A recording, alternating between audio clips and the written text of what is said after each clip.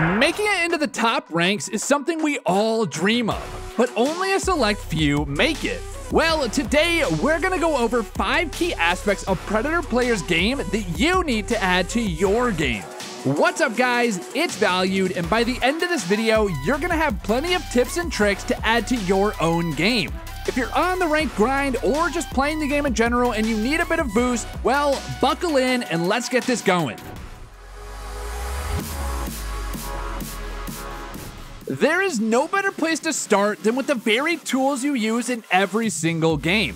Between the legend you choose and the weapons you get your hands on, you've got to make sure you have the best tools at your disposal. If you want to reach the highest level of play, then you need to be using the most powerful legends and weapons to do just that. Maybe you really like running Mirage, or you still have a soft spot for the EVO. Well, while it's totally fine to run less optimal legends or weapons, you will struggle to have the same output as players who are just choosing better options. To go a little deeper on this, guys, I get wanting to run the legend that you have so many hours on, but the mark of any great player is flexibility. And if you can learn to play a strong meta legend, it's gonna pay off big time. If you like running aggressive, play-seeking legends, try out Wraith or Ashe. If you want a strong defensive option, your boy Gibby or Caustic have you covered. And if you want a strong recon option, Bloodhound is my recommended go-to pick. But maybe try some Valk if you're looking for a recon option with good mobility. These are obviously just suggestions, but these are a few of the strong meta picks right now, and most of these legends have been strong for quite some time. Each of these legends have some sort of aspect about their kit that can be abused heavily for your own gain, with Wraith's mobility, Bloodhound's constant scans, and Gibby's bubble. You shouldn't just be picking strong legends, but understand what makes them strong, and play to that strength constantly. So do yourself a favor guys, pick a strong meta legend and play to their strength. This is some of the best advice that I can give to players who are looking to push their game a little bit higher, because the legend pick really does matter. And this advice extends to your weapon and loot choices as well. Instead of playing the recently nerfed EVA 8 or sitting on your beloved Havoc with no turbo in sight, you should be playing the meta.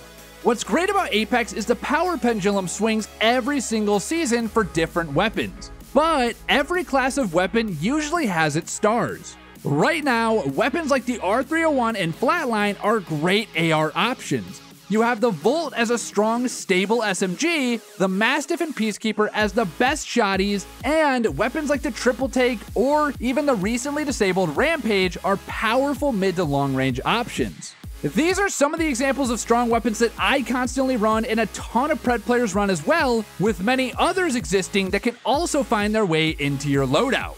But it's important to understand which weapons are the strongest and to prioritize those weapons in your games.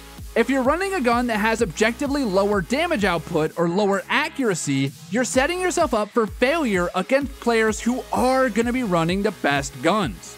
Keep in mind guys, you do need to make sure you're practiced on these legends and weapons that you're looking to run. If you feel at all uncomfortable with a certain ability or weapon, get into pub games and work out those kinks. While playing the meta is good, if you have 0 games on a certain legend or you're not familiar with the most meta guns, you've got to step back and shore up those weaknesses first. And speaking of fixing those weaknesses first, when it comes to being a master of every gun in Apex, there's one underlying factor that holds every player back: their aim. And this is where Aimlab comes in, by giving you a free way to practice your aim in a way that the firing range could never provide. With all the in-depth stats they give you after each task you complete, you can really hone in on what aspect of your aim that you need to improve on and track your improvement. If you're looking to start pushing ranked or start taking the game more seriously, then make sure to check out Aimlab for free today in the top link in the description below. This next tip is one that largely comes with experience, but by focusing on it, you can really improve this aspect of your game quickly. And that is to have a constant understanding of the state of the game, especially when you're looking to fight. Apex can be a hectic game, and it can feel even more hectic if you don't understand who's fighting where and where other potential teams could be nearby.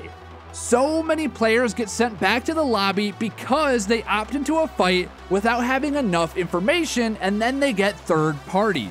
Or if they don't get thirded, the fight is outside the ring and then they get caught in a long rotation, then there's a team holding them, and then they die. Now, again, sometimes this is out of your control, but most of the time you can find your KP without needing to put yourself in too much danger. Finding these clean squad v squad fights or perfect third parties that aren't going to get your team killed comes down to your awareness in the game. Did you scope out drop locations? Have you scouted any enemies in the distance? Or heard any fighting nearby? These types of scouting questions need to be answered in your head for you to begin looking for good engagements. From there, you should be taking it one step further. Where is ring pulling to, and what are the likely rotation paths of the teams nearby given the movement of the ring? Where am I on the map? Where should we be headed? Where could teams be on the way? And what exact location are we looking to secure? These types of questions, if you can answer them, will not only help you understand exactly what's going on around you, but also to make sure you have a plan given all this information. And guys, I'll level with you, sometimes you just don't have all the information. But if you take the time to gather as much as you can and understand how to use it, you're gonna find yourself dying a lot less to stuff you think that you couldn't avoid. We mentioned in that last tip to predict ring movement and then infer enemy movements based on this info. But for you to do that, you've got to be able to read the map and how people will play it. This can be a tough skill to master, but if you do, your ability to predict these things can open up so many options for plays, as well as keep you way safer in your games.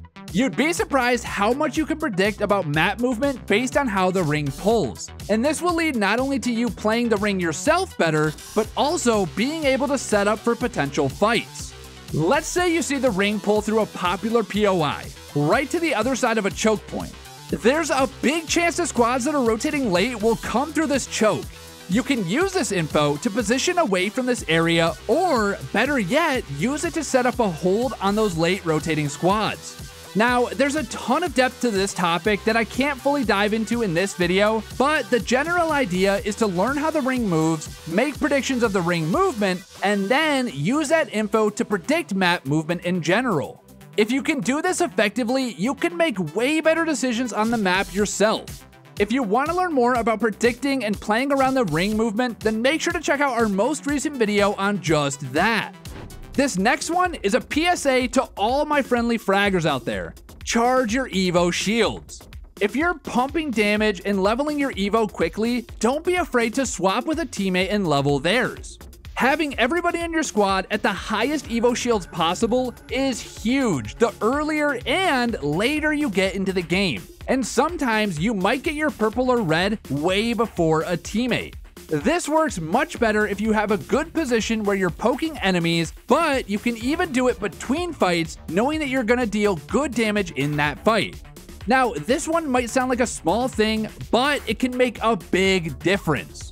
And while I'm on the topic of EVO Shields, a nice trick that all Pred players know is if a teammate goes down, try to get them an instant armor swap on the ground and grab another one off a death box for yourself. This should only be something you do when you aren't going to get beamed and you win a fight. But a lot of times, this can save your teammate the time of going into a nearby box and potentially save them from dying to a third party. You can also do this if you have a building you're holding that you have death boxes in. Rather than having to enter the death box to get the swap, if you have the armor sitting on the ground, you can grab it in a pinch instantly. Alright guys, and for our final tip here, I want to touch on being creative with your peaks and angles.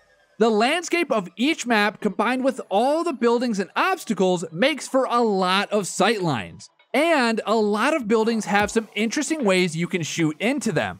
Many buildings have windows you can climb into or openings in the roof or walls. So use these sneaky peeks to your advantage, and rather than just rushing that team in the building, see if you can sneak in some nades and shots through these little openings. There is almost always a different or better way to take a fight, so think through situations and be light on your feet. Oftentimes, it's not the best player that wins the fight, but the one with better timing and the most creativity.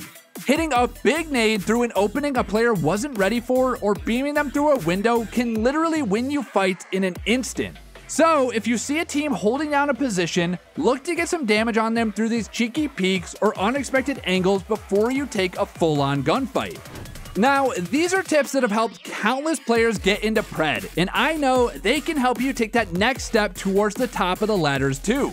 Many of the things we talked about today take time and practice, but if you're not conscious of them, it's really easy to fall back into bad habits and stop improving. So guys, make sure everything we talked about today is at the forefront of your mind the next time you hop into the game.